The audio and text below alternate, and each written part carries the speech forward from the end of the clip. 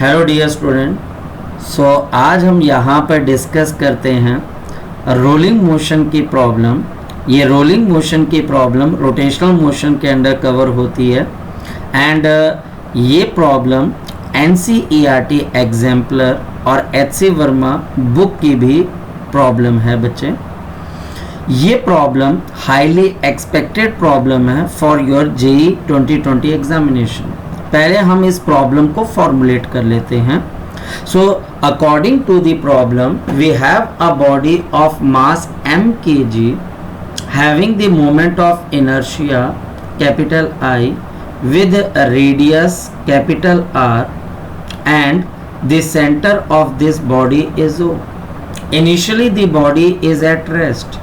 Initially the body does not possess any linear velocity or any angular velocity.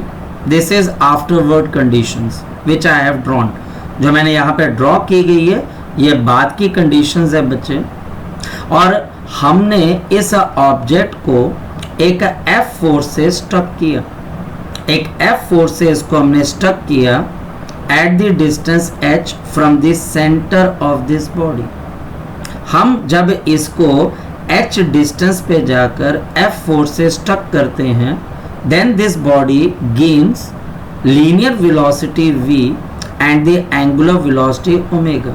Now comes the question कि हम इसको कितनी h distance पे जाकर F force से स्टक करें then it's a pure rolling motion initiates, ताकि इसका प्योर रोलिंग मोशन इनिशिएट हो जाए।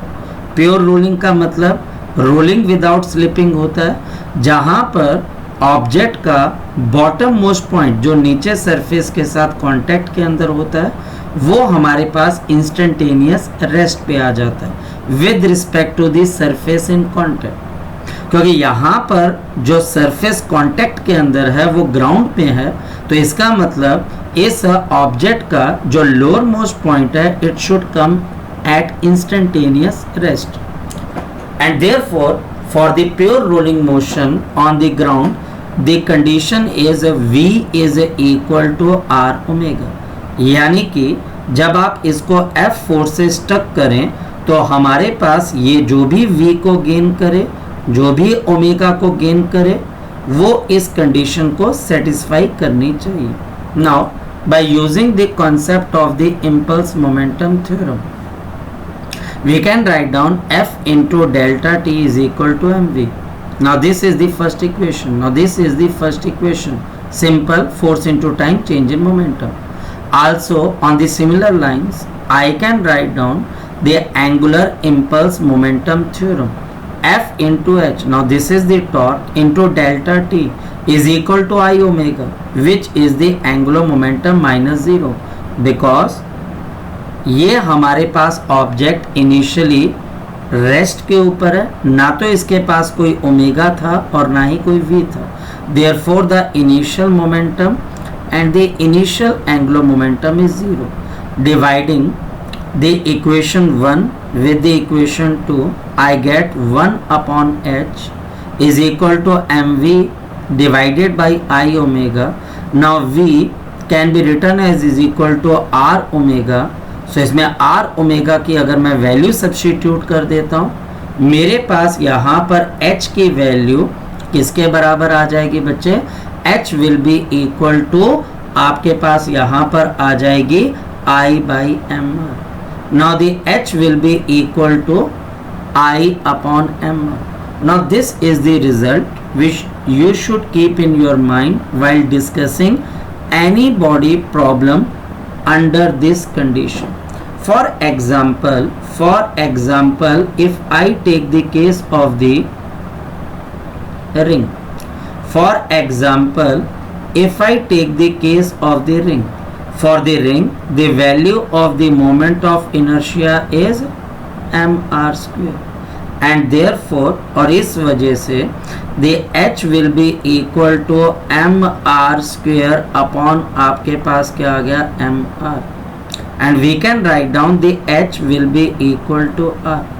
तो इसका मतलब इस पर्टिकुलर फोर्स को आप यहाँ पर इस रिंग के टॉप मोस्ट पॉइंट के ऊपर क्या करोगे, स्टक करोगे। इसके टॉप मोस्ट पॉइंट पर अगर आप स्टक करोगे रिंग के केस में, तो ये रिंग अपनी मोशन प्योर और रोलिंग से शुरू करेगी बच्चे।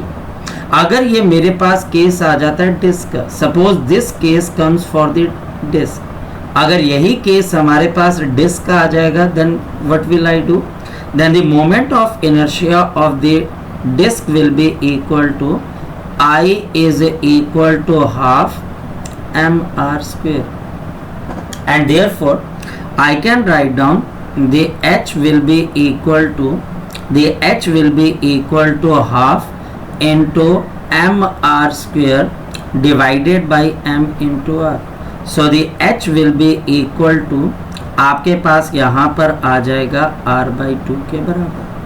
So the h from the center of the disk, the h from the center of the disk will be at r/2, यानी कि इसके रेडियस के मिड पॉइंट की तरफ आप ये फोर्स लगाओगे। एक और बात ध्यान रखना बेटा कि हो सकता है कि टीचर आपको ये हाइट आपके सेंटर से ना दे के ग्राउंड से दे दे। इन दिस केस आपको यहाँ पर जो डिस्टेंस या हाइट आपको बतानी होगी, it will be h plus of r।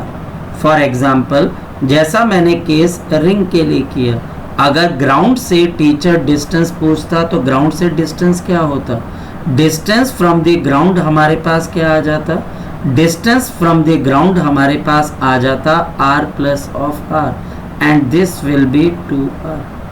और अगर यही केस हमारे पास डिस्क के लिए होता तो फिर हमारे पास क्या रिजल्ट आ जाता। तो for the case of the disc ये हाइट फ्रॉम द ग्राउंड हमारे पास क्या आ जाती, this will be h plus of r, और this will be r/2 plus of r, and the answer will be 3r/2। The answer will be 3r/2। So ये हमारे पास रिजल्ट है for the disc and the ring.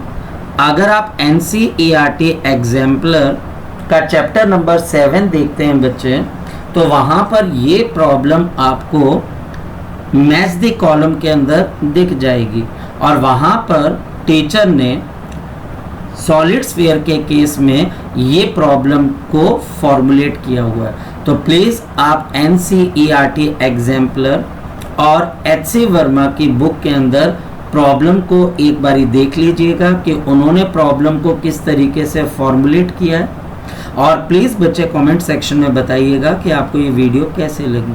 और अगर आपको किसी और टॉपिक की भी वीडियो चाहिए तो आप मुझे कह सकते हैं, और वीडियोस के फर्दर इम्प्रूवमेंट के लिए अगर आप कोई पॉजिटिव फीडबैक देना चाहते हैं then you are most welcome.